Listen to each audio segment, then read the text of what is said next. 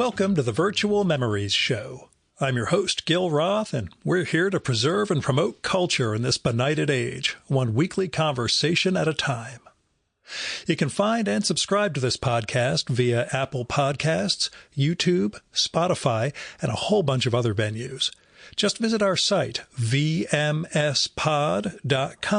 to find more information, as well as our RSS feed, which you can plug into any podcatcher so you never miss an episode of the Virtual Memories Show. You can also follow me on Blue Sky, Instagram, and YouTube, where I go by vmspod, and subscribe to my semi-weekly newsletter at buttondown.com/vmspod. Well, I thought I would do an Ask Me Anything episode this week. It's number 650, big round number, etc., and I didn't have a guest lined up going into the weekend, but I only got 3 questions, which I guess means you guys know everything about me that you care to know. I am off to Washington this morning. It is 4:45 a.m. I've got meetings with the State Department and Department of Commerce. It always makes me laugh how my career takes me to places like this, because this is not what I ever thought I was going to be doing for a living. It's sort of even more amazing than all the people I've gotten to meet and record with, doing the podcast, and how that's opened my life up. But in this case, I will be talking about pharmaceutical supply chains and foreign investment and other stuff like that today, trying to remember which disguise I'm wearing. So let's dive into this week's show, since I got a train to catch. My guest this time is Dan Goldman, a cartoonist and writer who has a great book out called Red Light Properties, Unfinished Business. It's about a real estate agency in South Florida that specializes in haunted houses. That is, when ghosts make a place unsellable, they can get the ghosts to understand it's time to leave. Not exactly as exorcism per se, but a sort of communion and reconciliation with restless spirits. And the lead character is a guy named Jude Tobin, who can see the ghosts and talk to them, but it takes a huge toll on his mental health and how he manages that, the hallucinogenic states he needs to get into to be able to do this, and what it means to come down from all that. It wrecks him in a lot of ways. And his wife, Cecilia, runs the agency. And as the book begins, we kind of see their marriage falling apart and their young son starting to show signs that he has some of Dad's gift/curse. Well, let me give you Dan's description of the book. He says, less Ghostbusters, more Better Call Saul meets The Shining, but with hyper-local Florida flavor. It is scary, greasy, druggy, horny, schmucky, and powered by a beating human heart. My heart, he says. And that is what made the book work so well for me, the heart it has. The characters have real feelings and wants and reactions, even in this supernatural situation. The dead souls they encounter don't generally mean harm, but they need to find resolution to be able to leave, to move on, as we all do. And at that point, Cecilia and Jude can certify the property as ghost-free and get to selling it. And the work aspect of this also is integral to it all. And you guys know I'm a sucker for things that actually show work and what it's like to function in a real financial and economical world. So yeah, Dan builds a real world here, and he populates it with characters you feel for, not necessarily have sympathy for, but you want to know them. In my case, given the current state I'm in after my dad's death, it also doesn't hurt that one of the plot lines is that Jude's father is dead, but Jude repeatedly summons him since he never got to spend quality time with his old man while he was alive. The father is not thrilled about this arrangement, and it has some moments of comedy to it. So I'll just say Red Light Properties, Unfinished Business is an entertaining world and story.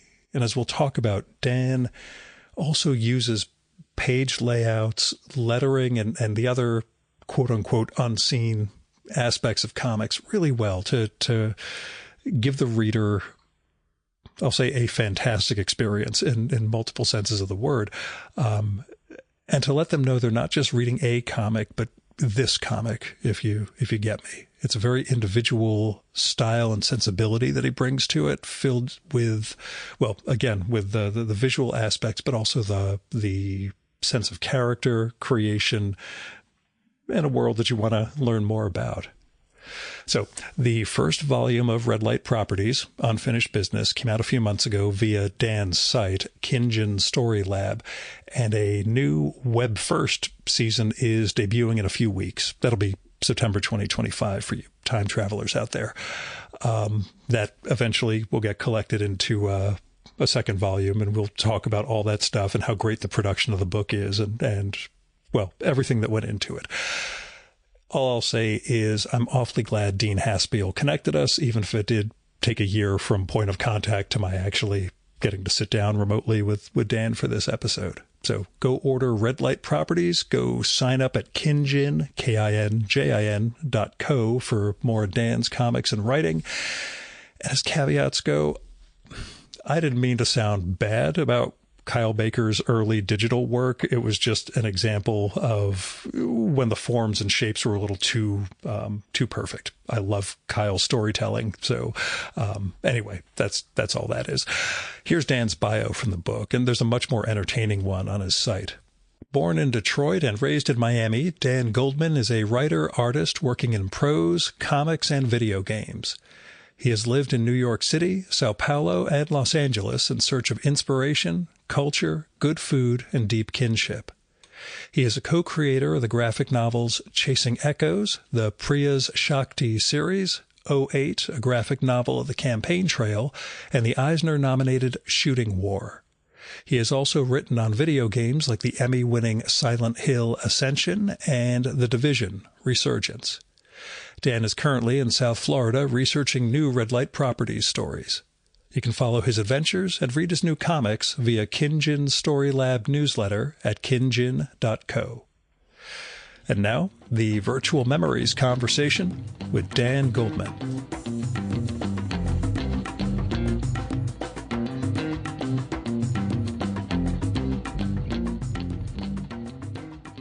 Tell me about the history. I know it's included in the afterword to Red Light Properties, but tell me where this concept began for you and how it evolved and how it took shape into the first volume that I've got in front of me here.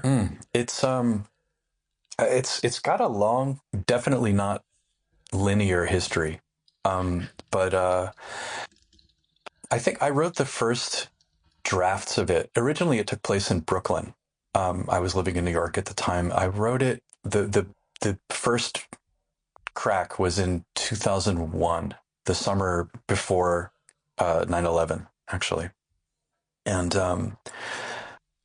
but I think way before that, I grew up in South Florida. My mom was a realtor back in the late 80s and 90s.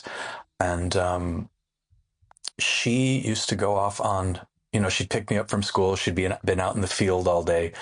And she would regale my brother and I with all these war stories that were crazy. Sometimes they were people we knew. Sometimes they were developments that were coming in.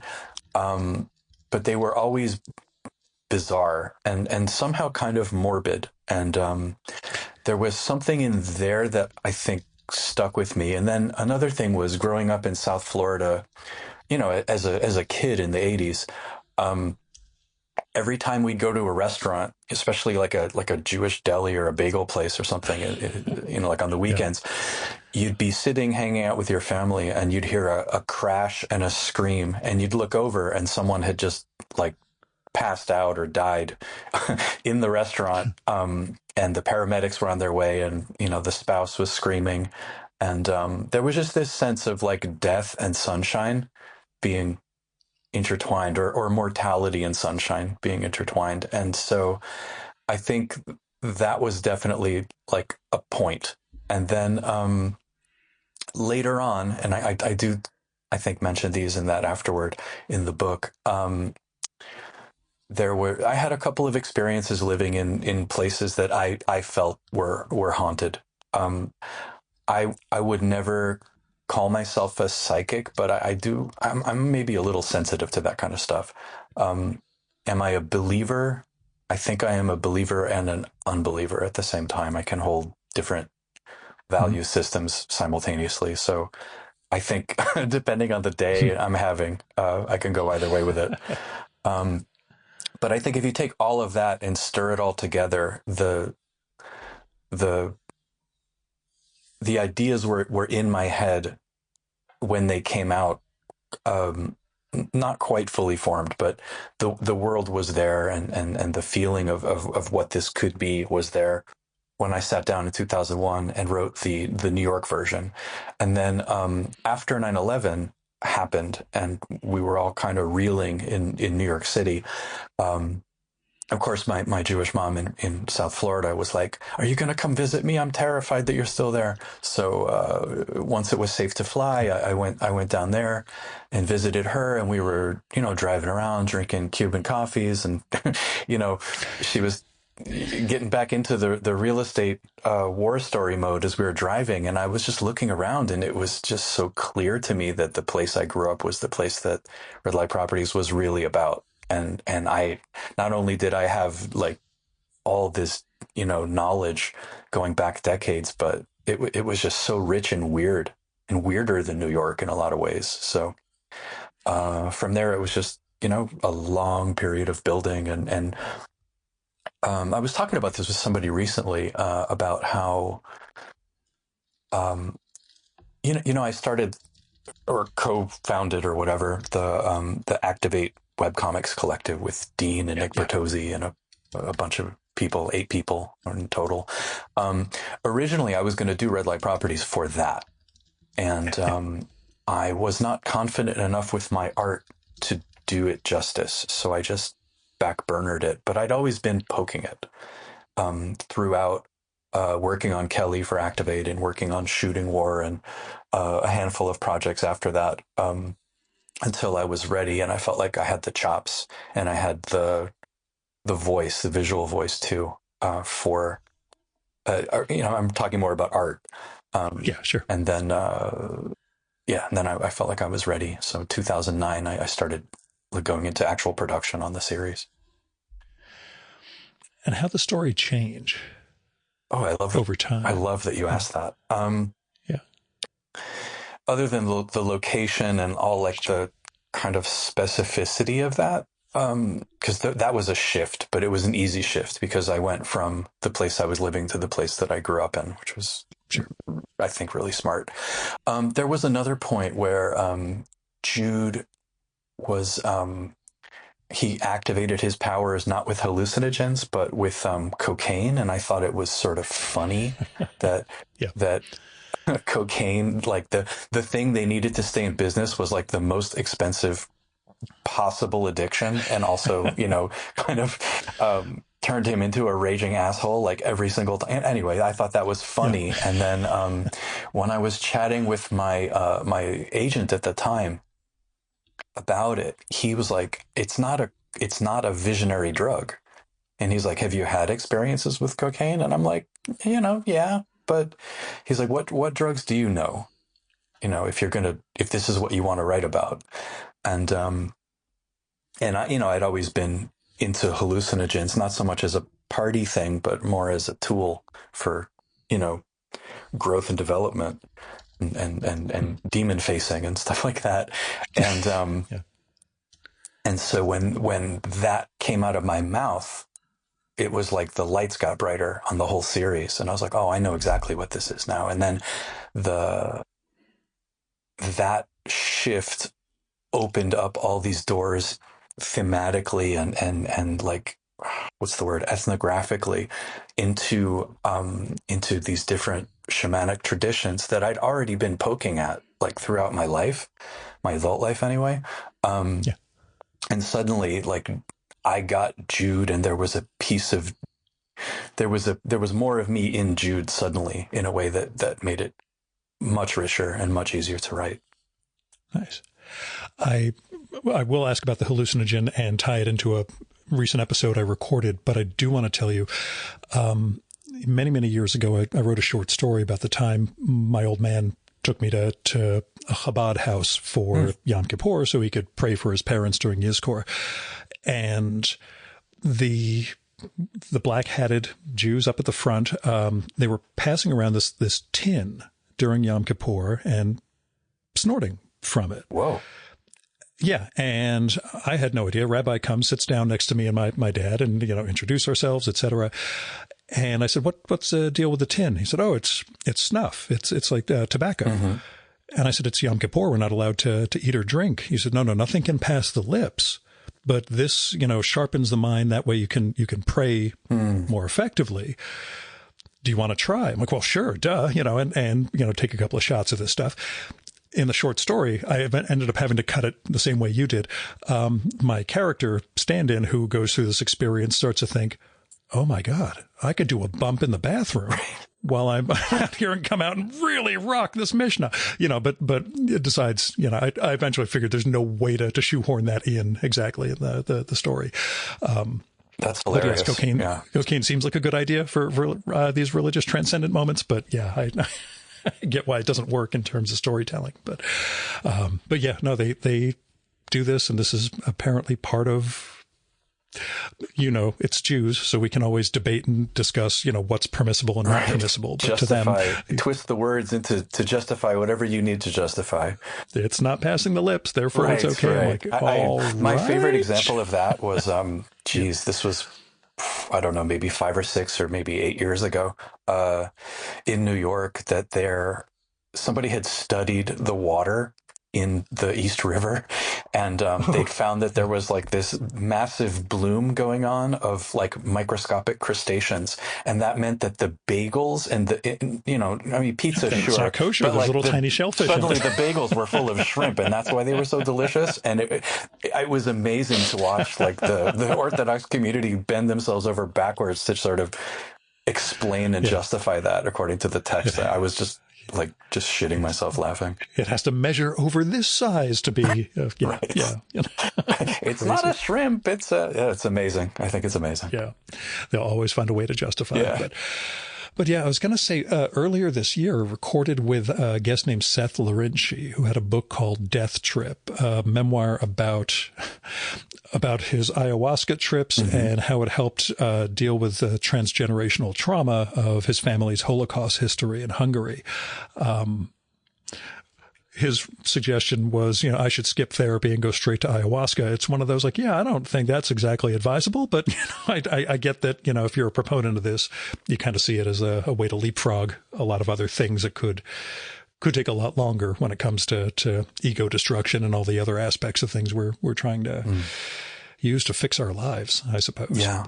But that's a hallucinogenic tangent. I have not actually tried. I assumed that these were coming. Do you want me? Was that a question? I can speak to it. In a sense, it's more of a ramble, but feel free to comment. I haven't listened to that episode yet, but I'm very interested in reading the book before I listen to the episode. That's why I haven't hit it, because it sounds fascinating, and there's an overlay there of a handful of different topics that are personal to me. So maybe I'll listen to it on my road trip I'm about to take when we're done.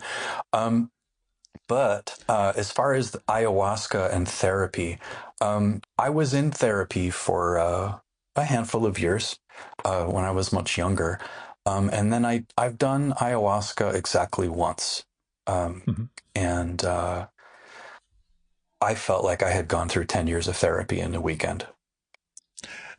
People range from 1 year to 10 year when they describe what their experiences have been like. Yeah. It was up in the air. Remarkable. It was remarkable, and it was not terrifying. It was quite the opposite. I was very. Maybe I'll have to do an episode while tripping. We'll call me. could be a pretty entertaining 8 hours of Gil just muttering to himself thing, but. Yeah, we'll see where all that goes. Or live stream it, I guess, which would be even stranger. But oh, God, the ratings. My goodness. The engagement. Think of it. But tell me about the, bringing the book together, getting this, reaching a point where you felt like this was a book, and that you were ready to at least collect and try to jump into the next stage of Red Light. Okay. Well, I mean, the dirty secret is that Yeah. it was a book before. So the book in question is the hardcover that I just published a couple months ago called Unfinished Business, which I'm sure you will record an intro or already have about. Yeah. But there was a shorter version of it that was published by IDW in 2014, and I was never happy with it for a variety of reasons. The book itself, the physical object, but the book, the IDW version, was collecting a piece of a run that was a webcomic and also like Comixology singles. And it's kind of jumped platforms as digital comics has been changing, or I guess really when they started. And so, but through all of this, Red Light Properties just will never leave me alone. The characters are always knocking on the ceiling from the basement, and they're just demanding attention. And they were, even when I had like quit comics, which I've quit a couple times. People have known me long enough, but I can't quit comics. This is the greatest thing. I go through this with Kyler Roberts every couple of years. That's, right. There are times she has to quit and then come back, because if she at least has to say she's quitting. So it creates a sense of finality, and then I guess self-betrayal. I don't know. Yeah. But anyway, or just let some steam out of the kettle. But the kettle never stops heating up again. It's just, if you've got that bug, you've got that bug. Is it a disease or a compulsion? Probably, but, I mean, tangent, but, going through this whole experience, putting this book together has made me so in love with comics again. And I can point to a couple things that sort of smacked me in the face and kind of woke me up from comics doldrums. Yeah, comics doldrums, exactly. Yeah. I love the production, by the way. When it showed up, I thought, man, does this book look fantastic. Thank you. The work you clearly put into that aspect of it, it's all there. So back to the question, because I feel like they're like dangling participles here. So the question though, about like, what did it take to put it together? I had a moment, like I said, Red Light Properties, it won't really leave me alone. I deliberately was doing nothing creative for the first year and change of the pandemic. I was like, I just want to be a human and survive this thing. And there's your mistake. Sorry, go on. Yeah, and just like giving myself the grace to like, do I even need to be this person? Do I need to be, Dan Goldman, the writer, artist, whatever the hell I am? So I said, don't be, just be the man. And if that other stuff comes back, if you get itchy again, then you'll know, and there's your answer. And that took about a year and a half. And when it did, I knew I could feel Red Light Properties in the mix. So last year, I turned 50, and my wife surprised me with a trip to Brazil, and we went. She's from there, and we lived there for a couple of years, and I did a lot of the production in my studio in São Paulo for about 3 years, and while I was there, there were just all these synchronicities and these feelings of like the ghosts of all these characters just all around me again. And it was very front of mind, even though I was on vacation, even though I was like at a coffee plantation and I was at a, blah, blah, blah. And when I was thinking about it nonstop, and as much as I was trying not to. So when I got back home to South Florida, I was like, I'm finally going to do a Kickstarter. I kind of made the decision. And then the minute I spoke that sentence out loud, it was like the cosmos cracked open, and suddenly my life was destroyed by this never ending deluge of tasks and micro tasks. And I mean, just like utter hell of how much needed to be done and how much I didn't know. And there were things to learn. And in all of that, like I'm stressed still, but it was so beautiful. Like all the things that I learned, like, I mean, I've made books for 20 years, but I had never worked with printers before. I had never had 100% creative control over a project before, like this, like the physical product. And then, and then being, my own editor and hiring people to work with that would help make it better. All of these things were new skills for me. I've always been like lone wolf with a laptop. And this, I just felt like I grew taller, and I think that my stance creatively was much more confident, and I felt like this is my opportunity here, not just to give Red Light Properties a new beginning from which to build from, but also really plant a flag. Like this is what the thing was always supposed to be, and now I'm going to show you where it's going. Finally, How'd it feel when the first copy showed up? Oh, so delicious. Yeah. I had two of these moments that were with the comic, with this little like compartment of my ego, that were really like peak life experiences, and that was one of them. Was holding the first produced like approval copy. Yeah, I was crying, but then the other one was even before that, when I decided to do the Kickstarter. And I was sort of figuring out how it was going to work. I had an afternoon where I made like macaroni and cheese, and and I sat in bed with my macaroni and cheese and my iPad, and I had loaded every comic page of Red Light Properties that had ever existed, because there was a lot of stuff that was not ever printed before. And I sort of made a master PDF, and then I made macaroni and cheese, and I sat in bed and I just read it with my cats. And I've never been that proud of myself before. And this was before anything was like re-edited or remastered or anything. I was just like, I love this comic. Like I made this comic for myself. Nice. And how much? Yeah. Oh, sorry. Go on. No. And that was just so like within that, there were just those two really peak experiences that I can point to in the last like 12 months that I'm like, this is the happiest I've ever been with my own comics career. And it had nothing to do with like sales or fame or any of that garbage. It was just like, no, this is about the work and about like what you're able to make. Yeah. I get you. I'm in the process of making my book, which I hope to get back to. Not a comic, although I do have to draw a 2-page comic for Dean for an anthology in the next 12 days. Oh boy. You'll get there. Yeah, I know. I got a lot going on. But yeah, during the mock-ups for the book that I'm making, there's a sense of this is actually going to be a thing. Mm-hmm. And I can sort of visualize it, but it's still, I assume that moment when it's actually all written and I've got the production going, that it's going to hit me. And then I'll be sitting on boxes and boxes of copies that are unsold, but that's me and my undercutting thing. So you mentioned remastering just now. Was there a significant amount of like redrawing or rewriting that went into what's in the final copy? I did a lot of remastering when it went from webcomic to IDW book initially, and that involved upgrading a lot of the virtual sets. I use 3D models for a lot of stuff.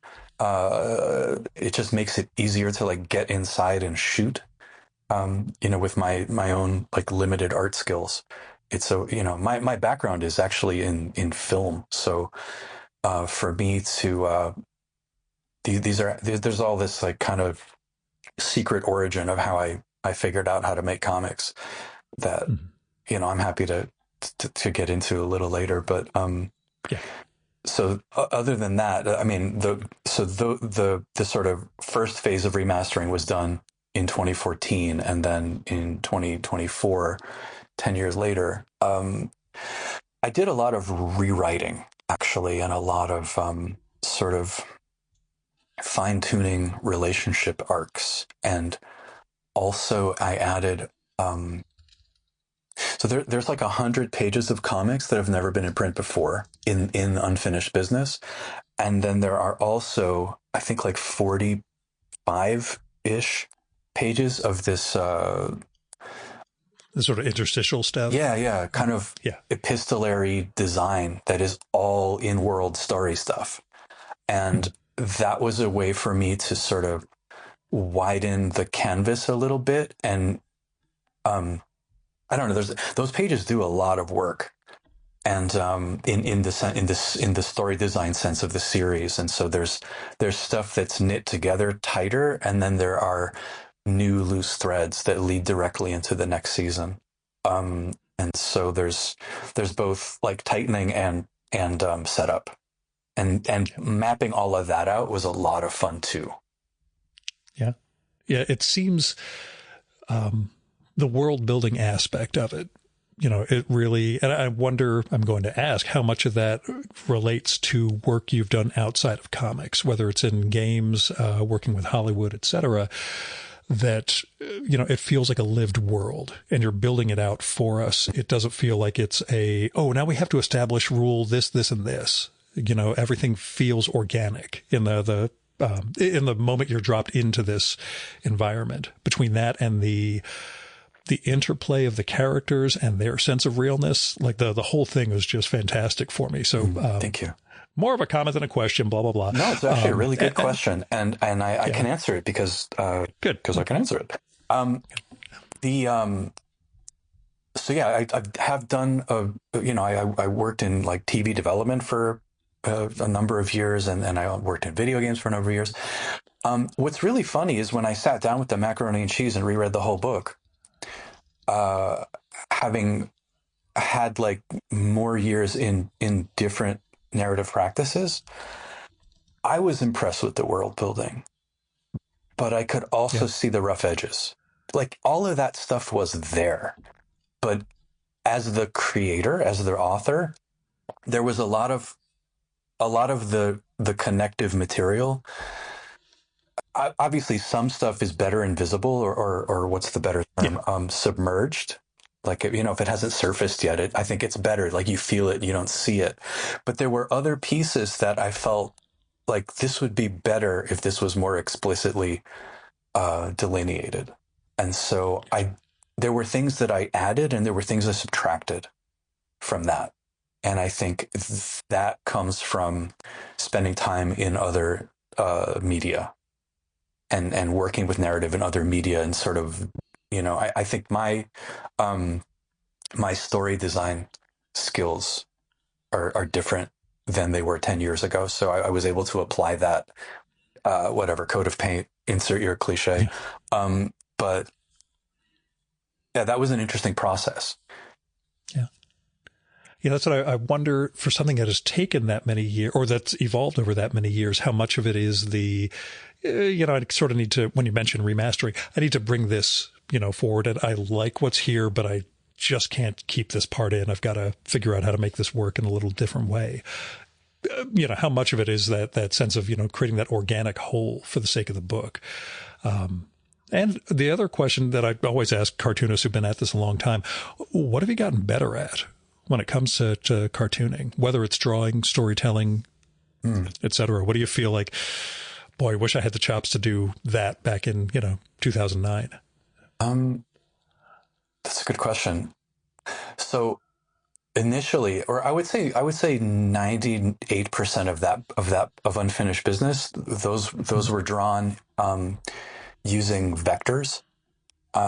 So Adobe Illustrator, and then Photoshop after, and drawn on a big like a Wacom Cintiq display, right? And the stuff that I'm doing now, and a little bit of the stuff that's in the book, but I'm not going to tell you where, because then it'll bother me if people know. But there's a little bit of drawing in the book that was done on iPad using Procreate, and it had to match. But I think that as I'm getting into the second season, I'm even looser and more. I had worked on a project that hasn't seen light yet, and when it does, I'm not going to be the artist. But in the process of figuring out that style for that project, I started to do more cartoony work in Procreate, and what I realized, this was in my what I'm trying to remember the phrase that you used about coming out of comics doldrums. That was during that period for me where I was finding a couple of books that were just luscious. I'll tell you right now that like one of them was Sammy Harkham's Blood of the Virgin. Just bowled me over. Like what a masterpiece. And then also, and this is on my list of the what am I reading these days? But Anders Nilsson's Tongues. Really anything by Anders Nilsson, but specifically his Tongues series I was buying in these beautiful individual issues. And it really lit me up about like, oh my God, I could do my version of this, you know? So in the process of like learning to, or relearning to cartoon in Procreate, I got more comfortable with more kind of naturalistic, analog-esque drawing. And I think you'll feel that with the new stuff when it launches, because it doesn't look different, but it feels different, if that makes any sense. I'll be the judge of that in a couple of weeks when season 2 starts. Set up for failure. Dun, dun, dun. But yeah, again, to me, it's just getting accustomed after the first couple of pages to that the drawing on top of the either 3D or, sort of photo process thing just was one of those. Okay, I fell into the mode. This is working in visually. It doesn't feel like, not to throw anyone under the bus, but many, many, many, many years ago, Kyle Baker did a DC or Vertigo comic, and the shapes were perfect. Like there were cylinders, there were absolutely perfect cylinders with lighting, and it's that uncanny valley thing where it's kind of disconcerting right alongside, his cartoony artwork, where this stuff really, your work blends. It feels right, I guess. I'll put it that way. The book you're talking about, I think, is I Die at Midnight. Yeah, that's the one that jumped to mind. There's that and the other one he did around that time. But I Die at Midnight is always the one that I cite for the single greatest page of storytelling, just getting across the entire concept that the guy is distraught that his girlfriend left him, takes poison to kill himself, and she comes back and he has to hide the fact that he's done this because she thinks he's too impulsive, and gets the whole thing across wordlessly. That's a great book. It's funny. I worked at DC Comics when that book came out. Yeah, I used to work in their I worked on previews. I was in the marketing communications department. I worked there for about a year and change. My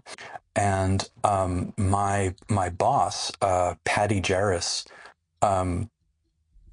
she was watching me playing around. I used to draw during meetings, and I know there were a couple people, and it was funny when I started, everyone said to me, "Oh, you're the new Nick Bertozzi." And I was like, "Who's Nick Bertozzi?" And then I met Nick, but Nick was from the same department, and he was the guy who, worked there for a year or two and drew every meeting and was just like doodling, and clearly had his own. He was clearly a cartoonist that was at the job and left to be a cartoonist, and so and I was the new Nick Bertozzi. But anyway, but I was really into like messing around with Photoshop even on the job. And so Patty had said to me one day when I'd given my notice and I was slowly leaving, she said, you should intern or assist Kyle Baker. You would learn a lot from him. Yeah. And I never did it. I knew Kyle. I mean, I haven't talked to him in a long time, but I really, looking back, that would have been really, really solid for me, but I wasn't that focused. I forget if by then he'd come back from Hollywood. I was thinking it's either I Die at Midnight or You Are Here. That's the other one I'm blanking on. The one with the two books he did around that time. Yeah. But yeah, he's one of those legendary figures. I have the story of chasing down Why I Hate Saturn when it first came out. That it was one of those things. The Comics Journal used to have the summer reading list, where they just hit all sorts of cartoonists and people in the space and ask, what are you reading? I don't know how I managed to glom onto that for my own podcast, but anyway, and there were, dumb and pretentious ones that were up there, like Steve Englehart reading Ulysses, like, okay, sure, but this one year, everybody was going on about Why I Hate Saturn. And you couldn't find it anywhere because Piranha sub DC imprint didn't think this would actually sell. And of course, sold. Ended up finding a beat up copy at Paperback Exchange in Nanuet, New York on Route 59 because we grew up with comics and that's how we geographically and, temporally situate everything. Found the thing. And that, when I got back to college, became like one of those sacred codexes. Yeah. Like all the comics, Gil has a copy of Why I Hate Saturn. Like this became the thing that everybody had to come by, read for a while, would not let them take it from my dorm room, But yeah, so that was a completely tangential tangent, but Kyle meant a lot to us and seeing how he such a North Star for me, where kind of like finding Love and Rockets, where I was like, oh, you could tell stories like this. And you know what I loved about it? I'm going to get in trouble now. But I've always thought that comic book lettering was boring. Unless you're doing something cool with it. So there are obviously amazing letterers, but I think the standard, the mainstream of what the aesthetic of lettering is. Right. I don't find that interesting as a designer. As a designer, the lettering is what moves the sound across the page and paces the discussions and creates sound in your mind, right? So it should be a design consideration, and it usually just isn't at all, and it frustrates me. And so when Why I Hate Saturn came out and Kyle took all the lettering off the page and lettered it like it was a storyboard, I thought that was just genius. Absolute genius. I tried to do that a couple times, and I think I've chickened out every time. But it was there was a point where I was going to do that with Red Light Properties too, because I like full respect to Kyle Baker. Yeah, no, it creates a different storytelling mode for sure. I mean, you can go back as a precursor to all that. You get the Prince Valiant thing where there's prose under the image, but that's a different more of an illustrated plus text thing as opposed to using it for the storytelling purposes like Kyle did. Right. And I think that when you look at stuff like, let's say early Bendis, maybe like pre-Marvel Bendis, which is super verbose, but when he was, I think he was even drawing his own stuff back then, like Fortune and Glory and that kind of, he really understood lettering as, you got to understand, I've done like 5 or 6 hours with Howard Chaykin, and we've talked about Ken Brusenak's contribution to American Flag and what it meant to really, to integrate all that, to not just make it the lettering's there and the sound effects, et cetera, are just their own thing. Because if you do it that way, I mean, if you letter with a certain intention, I think it becomes like percussive or musical. Yeah. It's pacing. I'm the metaphor. I'm losing the metaphor, but you don't know. There's the musical language aspect to it that I think is really definitely. It can be beautiful if you understand it. And I'm not saying I do, but it is something I think about when I letter every panel. Tell me about some of the, we'll say the just the panel constructions and the way you don't just go with rectangle, rectangle, rectangle. You're working in some more fluid designs. There's moments when Jude is tripping where that really makes sense. But some of the other, we'll say mundane situations, you're more playful with page design. What did you learn about page design, I guess? And how does that translate from working in web to, moving it into print? Let's see. Not to make you too self-conscious about it. No. It was just, that was like a multi-part question. It was good. Yeah, I do that. let me see for a second. So playful, yes, but I think playful as a purposeful playful, not playful for yeah. I don't know if I was necessarily trying to check me out on being experimental as much as I was trying to find a way to access my own dopamine rush by Mm-hmm. I think I got bored of rectangles very early. And so I was like, how can I do this in a way that is that lights me up while I'm doing it? Because otherwise this is going to be a slog. And so I started to mess around, and I think especially in like the later stories in Unfinished Business, I started to get wilder with it. And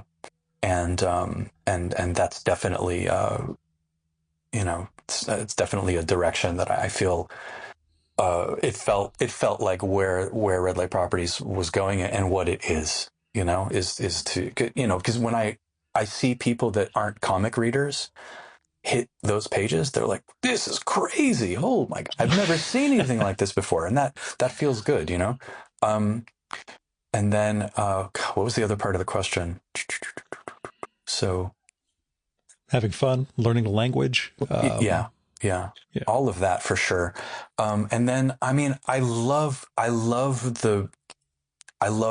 comic creators, cartoonists, whatever, that have a real mastery of the grid, or blow up a grid, or, I mean, when I sit down to write, and maybe it's because my process it doesn't just come out of my brain. It's all, there's production involved, in a couple different steps before I'm even drawing. I think it's harder for me to, if I just like laid down a 9-panel grid and went for it. I don't think in the early parts of production, I don't think I get the zap that I need to keep it moving. Oh, that was the other part of the question, going from web to print. That's right. Right. So the conceiving of the page and the space, and go on. Yeah. So that whole thing, it's funny that like you stick around long enough. I did the pages landscape, because at that time, which was just before the iPad and way before Webtoon vertical scrolls, I was really into Scott McCloud's Reinventing Comics. That was like the greatest book I read in the 2000s, I think, in terms of what it did to my head, and opening up possibilities. And so making a webcomic with those that were designed for landscape-oriented screens, I mean, by the time even before my book had come out, I was like, oh, this is already not cool anymore. There was already a pushback, and there were all these people creating. I remember like Zuda came out, and that was they were landscape, but then when the books came out, I think people were like, oh, we don't like this. We want to, and everyone that was doing digital comics after that was going back to the portrait pages. And in the remastering stages, 2014 and 2024, I was like, there's no way I'm going to redraw all these pages. And going forward, this is what it is now. And so I'm going to work within that constraint, because I feel like now in today's landscape, as a print object, being landscape feels, you stand out. It's kind of distinctive. Definitely. I know when I got the package and opened it up, like I say, the production was great, but it was also, oh, this is a landscape comic. Okay. It's, a different mode for sure. And it's sneaky too, because I know over the years, I've heard so many, even friends of mine, little bastard friends of mine, have said to me in front of me, landscape comics suck. And it always hurts my but feelings. Yours is okay. And so I was thinking about that. And so I have the standard edition of Unfinished Business, and then I have a deluxe edition with a slipcase. And the slipcase is for the landscape comics suck crowd, because the landscape is portrait, and you load in the book, like it slides in from the top, so that you can shelve it, and it looks like a book, like a portrait book, in the slipcase. So I have the vertical bookshelves that I got from, a couple of vertical bookshelves after I overloaded every other bookshelf in my library here. So that's where the books that are shaped like yours Yeah. are going to go. They get to lie flat and, see them from the side as I approach my bookshelves. But yeah, there's a whole world of comics where, Seth and Chris Ware and people like that have made books like, okay, I have nothing I can shelf this with because it's, these ridiculous proportions, but thank you for creating great works of art. Right, right. I mean, there's a tradition of landscape comics too, especially in Europe, but even in the States, you have there's a great Frank Miller's 300 has a hardcover edition that is printed as full spreads in landscape. And I that book blew my mind when it came out because I bought the issues, the regular standard comic format issue pamphlets. Yeah. And then when it was presented that way, I was like, oh, this is incredible. Yeah. So maybe it made me think, for sure. Yeah. There are aspects of the technology, internet, print, et cetera, that, can dictate some of the parameters or how things can get done, how far you can, bend some of those things. And then sometimes it's this is why it's always been done, this way or that way. Right. So I was glad to see something like this that kind of leans into that format and that mode and uses it really well. It's not one of those, I've got all this space, I guess I'll just be more horizontal with things. Mm-hmm. You really, you exploit. So I really deliberately used every fraction of a millimeter I could to just fit some kind of design and story and detail into every little bit of the book, So tell me about season 2. Well, so season 2, I'm into it now. Season 2, what I've done, and this goes back to last year, thinking about the Kickstarter and how am I going to actually do this? So I've been writing short stories on this newsletter of mine for about 2 years and change, and I really like being able to connect directly with people that way. And so I was like, well, rather than doing a web comic or putting something on Webtoon or anything that's algorithm dependent, I like people getting something that they signed up for directly. And I know that it reaches them and that there's a magic and maybe it's definitely old school internet, but I'm proud of that. And so I'm going to be publishing it there. It'll be published over the Kinjin Story Lab is the newsletter, and the publishing company. I'm going to launch in a few weeks now. September 7th. It's going to go out on Sundays, every other Sunday. It's going to be 6 pages, in delicious chunks. And so season 2 is titled Gut Renovations, and it's works on a real estate level and it works on a character level. And I have this index card over my whiteboard right now that I'm looking at right now that says singles, not albums. And nice. My idea is for season 2, and I think for a lot of season 3 as well, I want to do a collection of it will be a season, but it will be a season of bangers, and there'll be self-contained stories all the way through season 2 for sure. Every story will be 20-ish pages, and as you read them and you kind of move through beginning, middle, and end, 16 times, the season will be very clear in its structure and what each story does and who is growing and who is challenged and all of that. But it will pick up a week after the end of Unfinished Business, even though for us it's been, depending on your mileage, 15 years. For them, it's been a week. And so the interview that Jude or the company gives to the local Arts Weekly paper arrives, and so we've already seen a handful of changes in Unfinished Business to where we meet the Tobins and the company and where we leave them, and so we pick up where we've left them, and things escalate and things get weirder like very, very quick within the first few pages, and will not let up, I think, ever.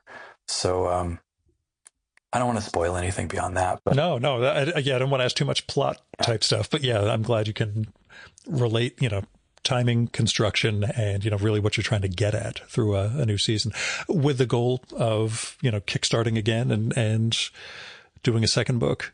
oh, there'll definitely be a second book, and I Or a publisher, I guess. I'll But swear on a Bible it will match. It will look exactly like the first book, except for the artwork, so that because I can't stand when different editions come out and they don't sit together nicely on the bookshelf. yeah. It's like that's just design hell to me. So it will sit side by side. My kind of North Star with the print editions with these hardcovers was the Mignola's Hellboy library editions. I love Yeah, so much. the black hardcover ones. I got those. Well, I'm gesturing behind me as though you can see Right. anything that's going on In my library, mind's eye, yeah. I can see it. Yeah. Those things are. Once I saw that they were out there, I'm like, I should get the entire set of these because I've got to otherwise trade paperbacks, pamphlets, etc. Right. I'm like, let's just get But there this, was just no discussion about that. It was like this is happening, and there is no force on earth that can. But sitting down with those books. As I was getting into like, I'm going to be a publisher. I'm going to design this book myself and print it myself. And I sat a lot with those. And you know who else was a massive inspiration and also a massive mentor, hand holding me and taking my calls when he didn't have to. So like big love and big shout out to Josh O'Neill at Beehive Books. Beehive, it's not even really comics, but what they publish is unlike anything else. And that was I've got a bunch of their releases, and that was like, if I can't make something that is this good, I don't want to do it. Yeah. And so there was a point where I was going to do a soft cover, and then the dummies came in from the printer in China, and as delicious as holding that hardcover feels, it was just the inverse awful feeling of holding that soft cover. And it like a landscape 350 page soft cover, it just flops like a dead fish in your arms, and it feels terrible. And I was like, I don't even want to do this. I don't even want to see it. So it was just a matter of like negotiating the costs and the list price to get it to be like, oh, this will be the only edition. And this is what I want people. This is the thing I want people to interact with physically. Again, I'm floored by the production of it, so I'm glad you went the way you did. And again, that sense of having control over what you're doing, having to trust a publisher, or a printer on the other side of the planet, there's always challenges, but being able to do this and having somebody to help guide you is really got to be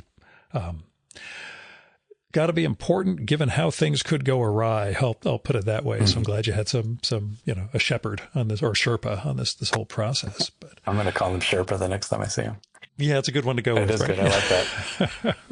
It's something I came up with. That's part of the day job, the pharmaceutical lobbying thing. They talk about Sherpas for political appointees who need Senate confirmation. They usually have a Sherpa guiding them around the hill. I'm like, okay, that's a way to seem more important than you are. Why not go with that? But tell me about the newsletter, the prose writing Kynjin side of things. You've got the comic you're going to start rolling out again through that model, but you've also been doing a lot of prose writing in that space. I think it really started on a lark. I wrote the first one just for fun, and then I was like, I used to have a newsletter. People might like this. And so I started a Substack. And then just as my Substack started to, I could feel it was just making me happy. I could feel it connecting with people. Yeah. And then everyone was like, oh, Substack is full of Nazis. The Nazi thing's an issue. Yeah. So I was like, oh, shit, I'm like 4 months in. I was really feeling momentum. And so I had to do all this research. And I wound up moving everything over to the Ghost platform, which I'm very happy with. And Ghost is much more of you're fully independent, and it handles a wider range of publishing. So there's a lot more pieces to what I'm doing that I'm going to be able to add into the whole Kinjin Story Lab experience. Like, I'll get back to that question in a second. Yeah. But like, I'm going to be doing audio versions of those stories that I'm writing, launching pretty soon, and lots of other cool stuff. So, but the stories themselves, where did it come from? I don't know if I was just, I think I was living in Philadelphia at the time. I was there for about a year, and kind of relaxing sort of in the tail end of the pandemic, if you will. Kind of coming back to normal life. It was less people on the street compared to New York, so I didn't really mask up very much and anymore. I was very very cautious, through the worst part of the pandemic. I can feel my follower count dropping, but so I didn't want to die. I didn't want to get sick. I did get COVID once, and I think it did weird things to my brain. But slowly relaxing after all of that, I was feeling, I don't know if nostalgic, but I started to notice that in my my meditations that I would start to focus on like a memory or an idea, or like what once upon a time this would be oh, have you heard my story about jumping out of an airplane? Like, this would be something I'd tell you at a bar or at a convention or something, or a dinner party, but we weren't doing those, and I missed that. I'm like, I have all these great crazy stories. My life has been super weird, and the more you tell those kind of weird stories, usually the better they get. And so I'm like, I'm gonna do like the definitive version of all my bar stories, or all my tall tales, and then as I was writing them, I'm like, oh, I can aside from the fact that I could feel myself, all the writing I'd done for different media, influencing the way that I was writing prose, which was kind of, because my first love, even before comics, was writing prose. And so my hero as a little kid, or a young boy, was Ray Bradbury. That would have been my dream career, I think, before I crashed into comics. And so, so going back to writing prose, having, like, I was still working in video games, and I had been in Hollywood, and I'd done that whole thing. It was interesting to see again the kind of effects of those different disciplines. And so I was like, well, these stories don't have to be true; they can be true-ish, and it's really about telling a good yarn. And so I like to joke around that each one of these Dan Goldman stories, it's like 83% true.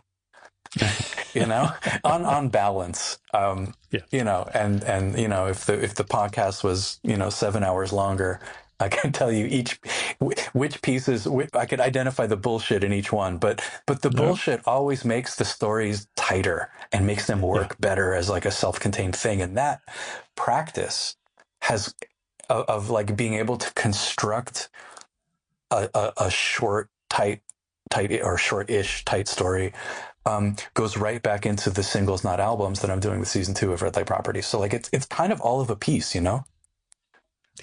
No, I'm with you. It's the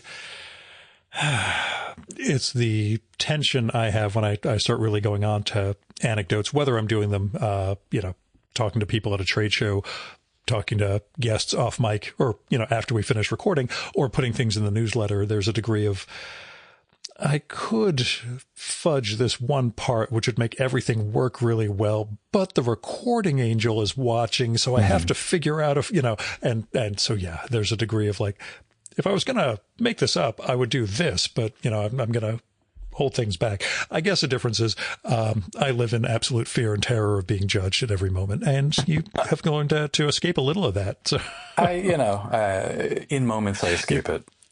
I think you and I have a great deal in common. It's the same thing that comes up in that Seth Lorenci podcast, that there is a degree of doppelganger aspect, because people always focus on my visual doppelgangers and they don't really get the thematic ones. And I suspect you and I are more similar in that respect than some guy in a fish fry restaurant in Massachusetts who looked a lot like me that one of my clients took a picture of, saying, for a minute there, That's fun. But yeah, that sense of, telling the stories and making the stories live a little bit better is important. It's part of an issue when I send you the next haiku for business travelers when I finish that up. Oh, great. It is the challenge of trying to fictionalize any of the insanely fucked up stories my father put me through, including the shotgun and bomb threat stories, which you would think would have to be made up in some way, shape, or form, but in fact are 100% true. And it's part of why I can't do two truths and a lie. Right. Because it's impossible for me to come up with a plausible lie when the truths are so absolutely nuts. I absolutely loved the no guest episode that you did of just you, the monologue episode, I guess it was, where you told the shotgun story and the. Oh, okay. Yeah. That was a eulogy episode. Yeah. I thought that was like really, I mean, I've been listening a long time, and I was like, this is something else. This is something. I felt like you hit I want to say a level, but like maybe a form that was exciting to me. Thank you. I feel like this is my milieu. Like if I do the monologue ones, the weird thing is I've written for my voice enough that most of those monologues are read from a text edit window right in front of me. But, it can be an hour long and people think I'm improvising the entire time, which is flattering in its way. But I figure I need to expand this into like the Spalding Gray, performance mode. But, at that point, there'd be a physical audience there booing me. At least that's what I visualize for myself. At least in your heart, they'd be booing you. Yeah, deep down, I know everybody loathes me as much as I loathe myself. Right. That's that's stuff we can all work on. I mean, speaking of, we all have moments, but like that's when I catch myself being super mean to myself, which is probably about every 45 seconds, I really am trying to not treat myself so badly. Yeah, my biggest realization, especially when it comes to public, and we're getting way far afield, but this is why people listen to the show. Right. It centers around like when I have to do a big public event or host my conference, I always have to remind myself, this isn't stand-up comedy, Gil. They're here to see you succeed, not to see you fail. And once you remind yourself of that the rest of the world isn't actually out for your head, you can get over that for about 45 seconds at a time. It's kind of important, but yeah, it's a challenge when it comes to having that sort of, to wanting to tell a story and having this sense of anxiety that we have about getting it just right and, getting the audience to, follow along in just that moment. And it's those 45-second breaks where you get out of your own fucking way that are actually can be quite successful, Yeah. When you feel it working, it's something. Yeah. So who are your other comics idols? Like when you were coming up? Yeah. When I was coming up? And now if you want, I mean, I was saying this to somebody the other day, like I knew Mobius's work before I knew his name.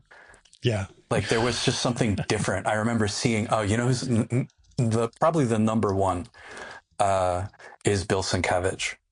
Sure.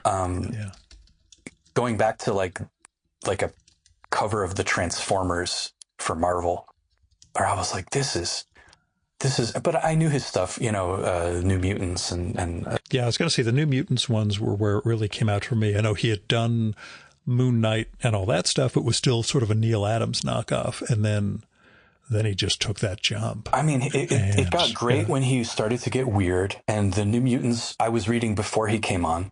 And when he came on, it was like upsetting and incredible. This isn't Bob Wyacek. Yeah.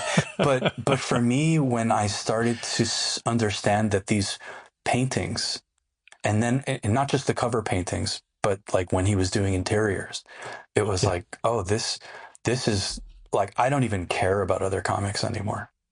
Right. Like it completely changed my taste. And and so I started to get into color, and I started to look at painting that was not comics too. Yeah, because he was my gateway to Klimt for sure. Absolutely. Once he started doing especially with the Elektra Assassin and other stuff like that, and the Daredevil Love and War that he did with Frank Miller. Right. That was my that's the whole Gustav Klimt thing. Okay, I get this. Yeah, absolutely. Yeah. When I found Klimt, I was like, hey, this is like that Daredevil comic, which is Yeah. just so American. But thanks, educational system. Yeah. Yeah, other than that, let me think about that for a minute. I'm turning from the microphone to look at the bookshelf. So big ones for me, maybe not young, but certainly high school. I grew up in South Florida, and there was a guy, Alex Jimeno, who is now a very successful electronic musician and DJ. But he used to have a shop. He was an Anglophile, and he would go over, I think with his band, I don't remember, but he would go over to England. So my friend would go to Gosh in London and Yeah. see comics and magazines and stuff that he'd never seen before. And so he came back to South Florida and he opened a store called BAM. And that place, I was taking electric bass lessons with a friend of mine. I sucked at bass. I have little delicate fingers, and so I will never be a bass player. But on the way home from bass classes, I passed. There was a stoplight, and there was BAM Comics, and I had been going to the superhero store forever, since I was a little kid. And when I went into BAM, it was like 6 months before the launch of Vertigo. But because BAM was a special store run by this Anglophile, he had Deadline magazine, and he was into real like late 80s, early 90s indies. So he would stock Tundra, God, what was it? Oh, yeah. Was it Eastman or Laird? It was one of them that ran Tundra Press. Eastman. Yeah, Laird did the Xeric grants. Eastman was that's right. Tundra. That's right. Yeah. And anyway, all kinds of of that era, and so for me, the gem of all gems that I found in that store. This is a super tangent, but was finding Deadline magazine, because Deadline magazine, even more than like all the 2000 AD and Rebellion and all the stuff where all the Vertigo guys came from. Deadline magazine was punk. And I don't mean that in the aesthetic sense, but aesthetically it was like acid house and later Britpop. And those were music worlds that I was already involved in. So watching like who are the comic book people listening to the music I'm listening to right now. And so Jamie Hewlett. With Sasha. Yeah, I was just going to say Sasha Mardu and I talked about that 2 weeks ago. Oh, really? Deadline was her thing. It was Hewlett, Philip Bond, all those guys. Because she was living in England, so she's from Manchester. So Glenn Dillon, Nick Abazdis. There's like at least a dozen incredible creators, and then Evan Dorkin got in there too, but that was, to me, that was like where American indie wasn't cool. Deadline was cool. Deadline was indie and cool, and it felt like relevant to that cool Britannia vibe. That yeah. But in a way that it was like there was energy, like, oh, what is that? Glenn Fabry, Jamie Hewlett. There were Brendan McCarthy, another one of Brendan McCarthy. Gods. I was thinking of him and Pete Milligan doing Skin later on for Tundra. Yeah. But yeah, Brendan McCarthy stuff was just mind blowing when that stuff hit the hit print. Yeah, and so that kind of pocket universe of comics, I think, really sunk into me deep. And then maybe on a less aesthetic and more narrative, I really vibed on the kind of Vertigo titles, and then ultimately in early Vertigo stuff was very much very much my shit. But I didn't find the art always as compelling beyond the covers. Sure. And I've recorded with Dave McKean many years ago, and sort of creating that aesthetic, not deliberately, but doing those Sandman covers that kind of influenced everything that was going to come after that. Once Vertigo got launched, was it's tough to live up to Dave McKean's artistic example and all the things that he does. Not just in comics and painting and everything else. The other Deadline person, by the way, because I have a giant hardcover of his stuff. Shaky Kane. Oh, I love him. Yeah. I love Shaky That's one Kane. of those, You're kidding. I don't get what's going on here, but fuck it. This stuff is just gorgeous to look at. I'm going to. He never got the props. And he's out there. I'm Facebook friends with him. Like, he's making comics all the time. He's fantastic. Nice. He's better than ever. I love him. Yeah. I just love that particular weird, and we're a couple of years apart. I'm 54, you're 51. So, it's that era and the strangeness of the comics and everything, the act of discovery, exactly like you're talking about, having to stumble into a comic store that this isn't right. Like, this isn't what I'm used to. And oh my God, this just opened my world. That sense of discovery is just, it's something an algorithm's not going to give you. That's exactly. I don't know how much the world allows for that nowadays, as opposed to, I saw this on TikTok, I saw this on Instagram, whatever. But, for us, just walking into a store and, that's a weird looking comic. Let me give that a look. And, my life has been changed, I feel like younger people, Gen Z and younger now are reacting against the sort of flattening and algorithmicization of what's happened to our culture and like how you find things. And I know I've talked with lots of super cool young people they love physical books. They love, vinyl and cassette tapes and just all like the dumb shit we used to hoard before we thought, I'm going to be everything's going to live on the cloud or a hard drive. And I mean, it's really, if I think about I've got a better digital comic collection than I do a physical comic collection these days. And I don't remember what's in there, like you get into this. My wife works sometimes in UX, and she talks all the time about the paradox of choice, where there's just so many things that your brain just kind of shits the bed and makes no decisions. And so there's go back to watching Frasier reruns. Right. Exactly. But and so there's a certain point where, if you get above like 3 or 5 options, it just doesn't matter anymore. You choose 0. And I think that's dangerous. And so a lot of that, seeing those trends with my fellow human beings was like, I want to make physical books. I've been a proponent or a champion or whatever of digital comics, making comics, publishing comics for most of my career, and I'm like, I want to have beautiful books only. I want to make I want to make books that deserve to be produced this way, and exist in this form, and like the kind of, what's the phrase I'm reaching for? Like, kind of justify their own existence. Yeah, no, I told you when this thing showed up, I had that.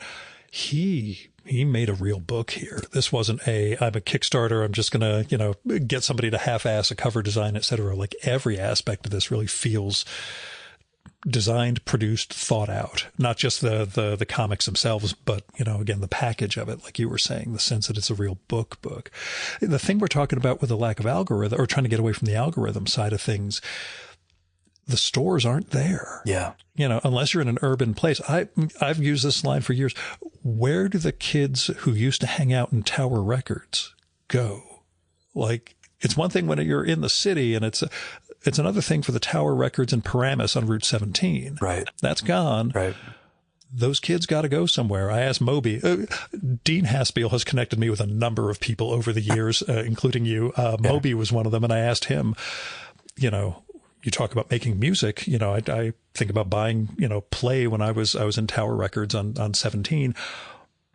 Where do kids go? He's like, I think they're all in like their houses and they're just connected on devices, texting and talking to each other. I really can't tell anyone. This is pre-pandemic, right. But that sense of the mix that was there when we'd go into a store, you didn't know what you were looking for. You'd hear something on the speakers and, that's kind of interesting. Let me find out what that record is. Those were great days, and we didn't know how good we had it. But instead of just kind of like being an old kvetch about it, I do see people even our age, but certainly younger and younger, reacting against that, and I see people, older people that are nostalgic for the hunt and the discovery and the random, finding treasures. I see them opening stores. Like, there's a shop I was reading about here in Florida outside of Orlando that's like comics and cafe, and it's all they don't, I believe, maybe I'm wrong, but I don't think that they work with Diamond. I think that they are. Well, nobody does now. Well, yeah, true. Yeah. But 2 months ago, they did not.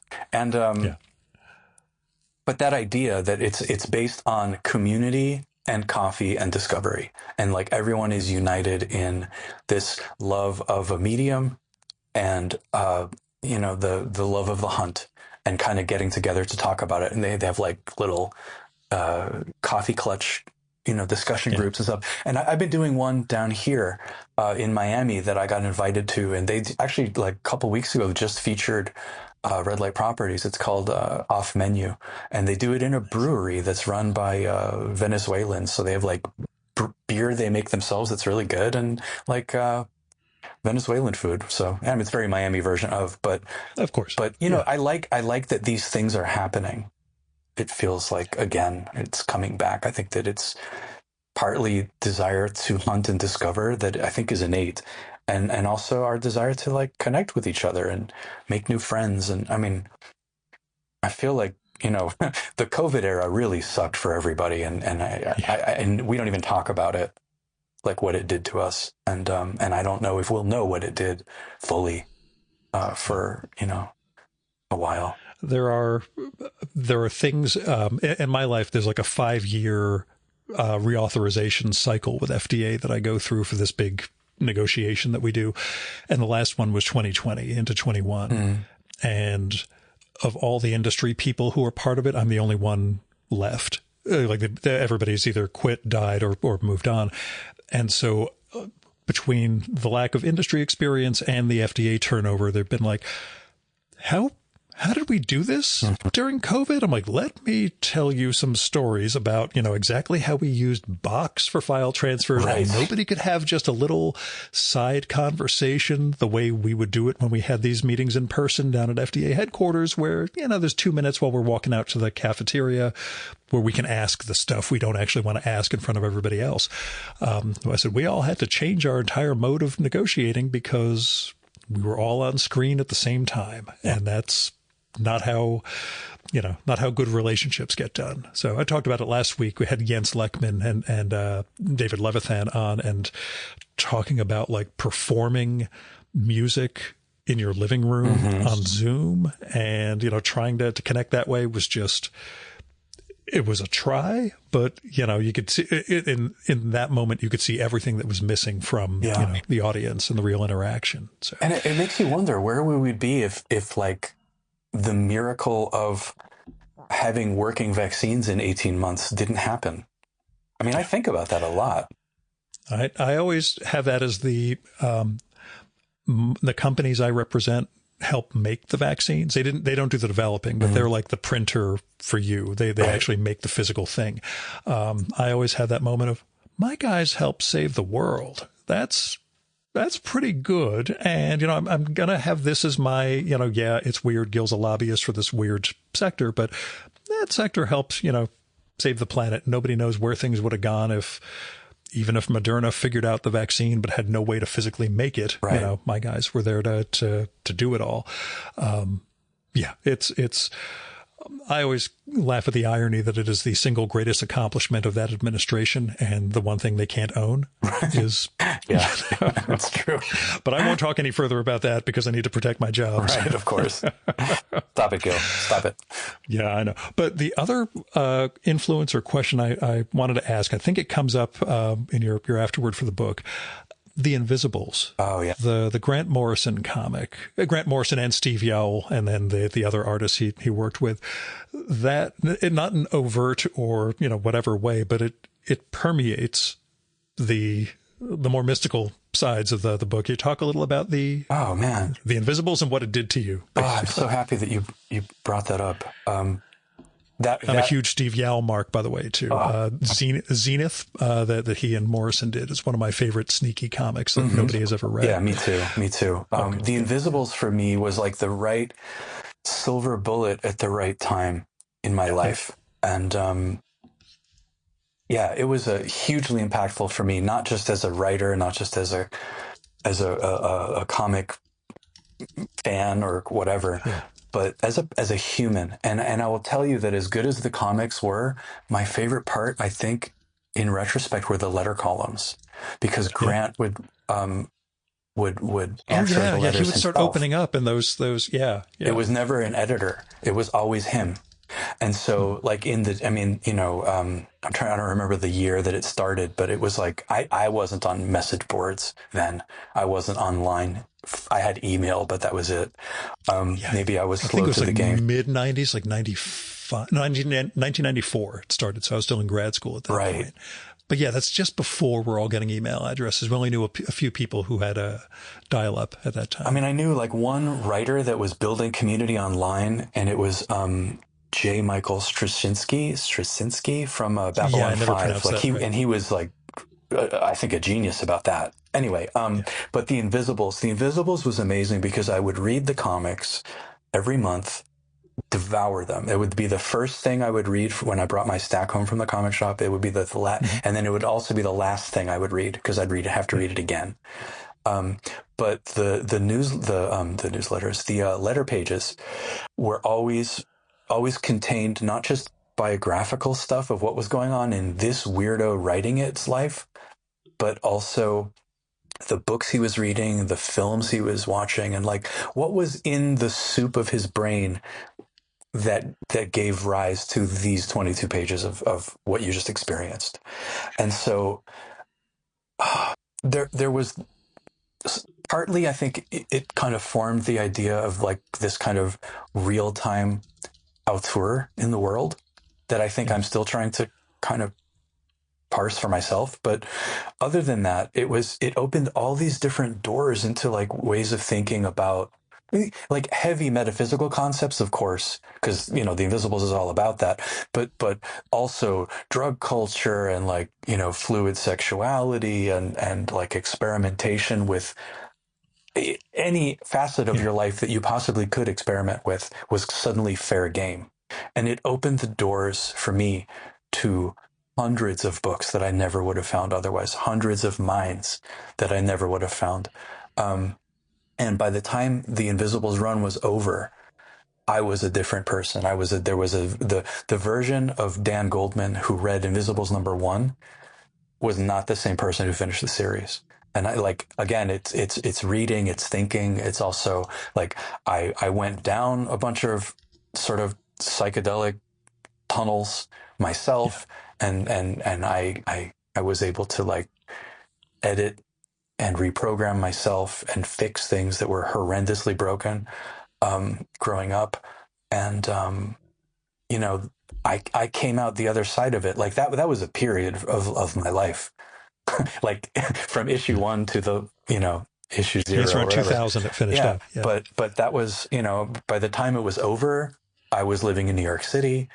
I think I was working at DC Comics actually at the time, or I had just quit. But it had been a whole ride. And I was,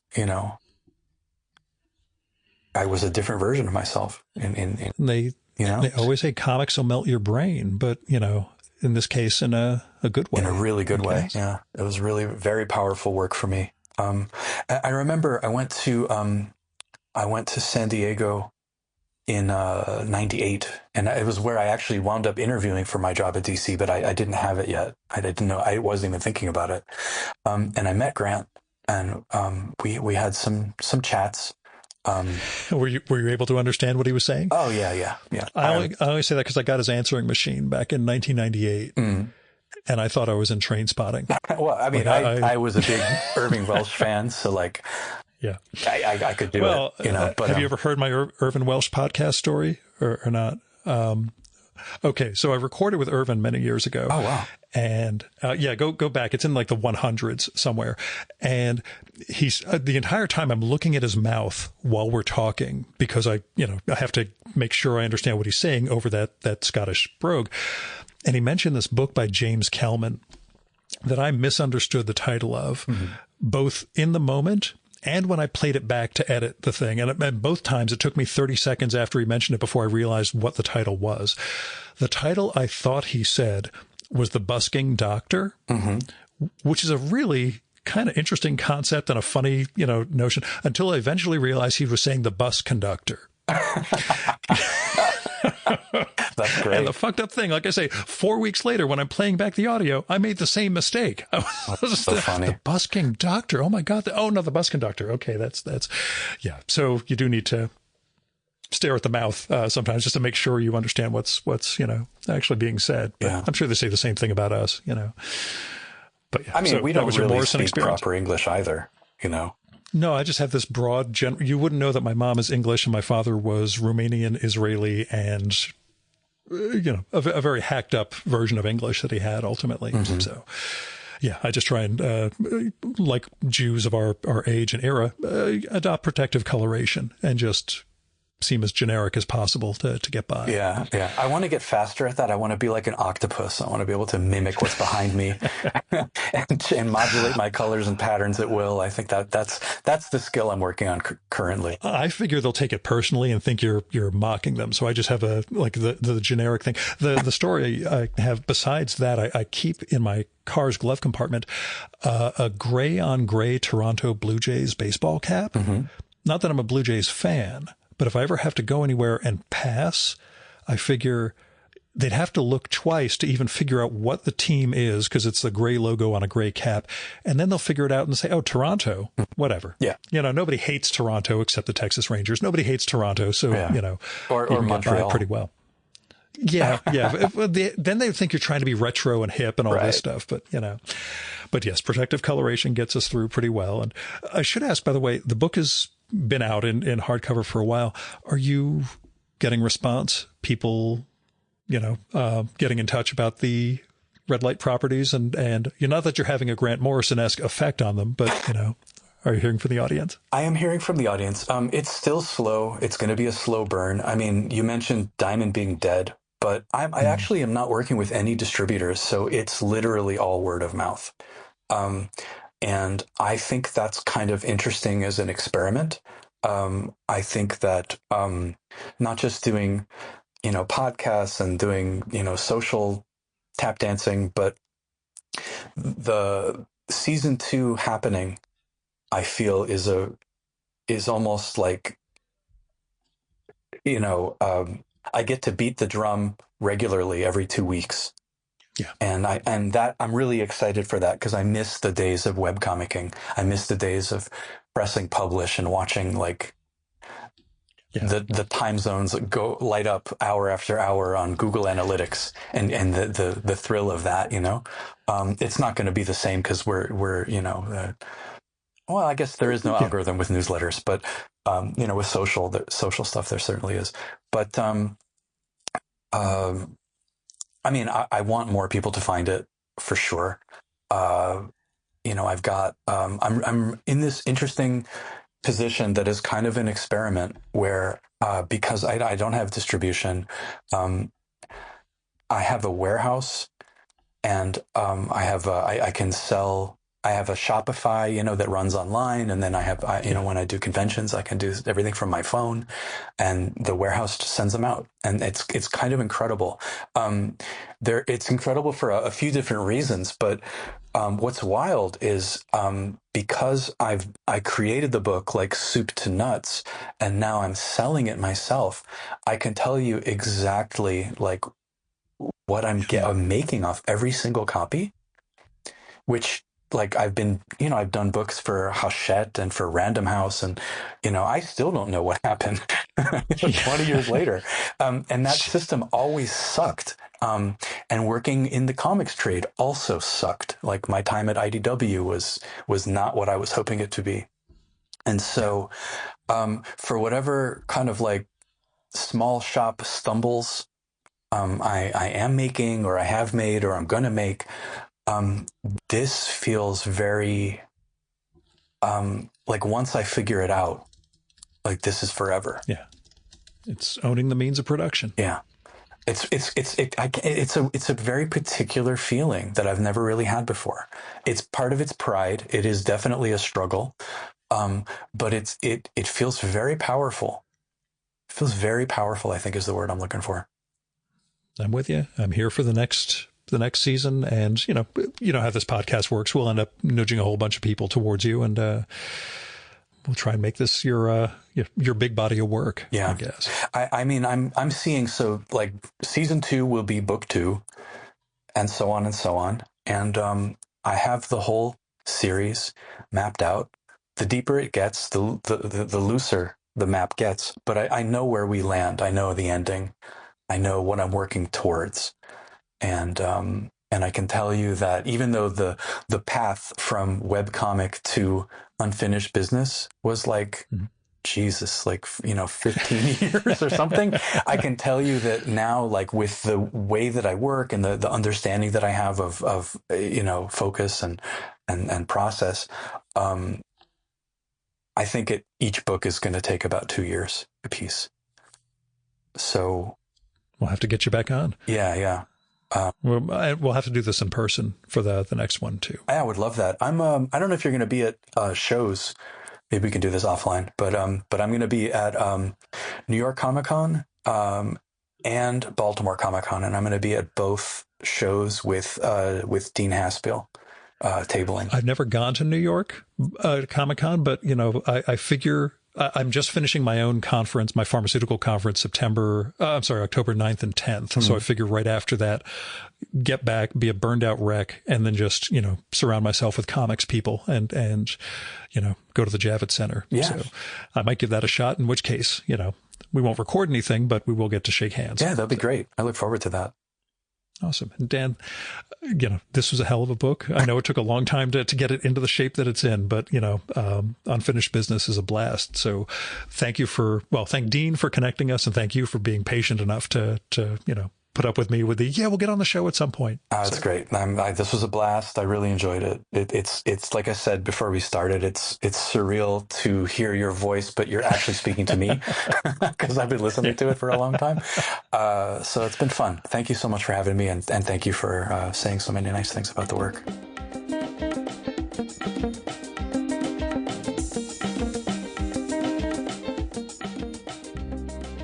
And that was Dan Goldman. Go get the first volume of Red Light Properties, Unfinished Business, and check out more of his writing and comics at Kinjin Story Lab, which is KINJIN.co. He's on Blue Sky and Instagram as Dan Goldman, all one word, DANGOLDMAN, which also says Dang Old Man, which is his prose writing persona. And he's also on YouTube as Kinjin Story Lab. So KINJIN STORYLAB. That's also one word. I'll have links to all this stuff in the show and episode notes, so don't worry. There's a membership option also, and paid tiers on Kinjin, and that'll get you access to his stories and his comics. So get on that. Also, because we sort of talked about books he was reading in the middle of the show, I didn't ask him at the end of the episode. And, honestly, he was sort of hurt that I didn't do that. So I told him he could email me a couple of books that he's into. So here you go. Non-comics, Maggie O'Farrell's I Am, and Richard Powers' Playground. Comics, as he mentioned, Tongues by Anders Nilsson. He writes anything written by Matt Bors, for example, Justice Warriors and Toxic Avenger, and Fantagraphics Braba, BRABA, Brazilian comics anthology edited by Rafael Grampa, with pieces by Gabriel Goes, Wagner Willian, Chico, Rafa Coutinho, and Amanda Miranda. Anyway, that's the whole shebang. I felt a little bad not hitting him up with that question at the end, but, we got to make up for it. Thanks for listening to the Virtual Memories Show. You can support this podcast by telling other people about it. There's no better way to build an audience than through word of mouth. Also, visit Apple's podcast page for us and leave a rating and review. Every little bit helps, you know? You can also support the show by telling me what you like and don't like about it and who you'd like to hear me record with, or what movie or TV show or book or piece of music or comic or theater or art exhibition or whatever you think I should turn listeners on to. And you can do that by sending me a postcard, letter, email, DM if we're connected on Instagram or Blue Sky, or by leaving a message on my Google Voice number, which is 973-869-9659. Messages can be up to 3 minutes long. It'll cut you off after that, so call back and leave another message if you do. And let me know if it'd be okay to include your message in an upcoming episode of the show. You might have something interesting to share with our listeners, but I'd never run someone's message without their permission, so let me know. Now, if you've got money to spare, I appreciate it, but don't give it to me. I've got a day job that pays the bills. You should give to individuals and institutions in need.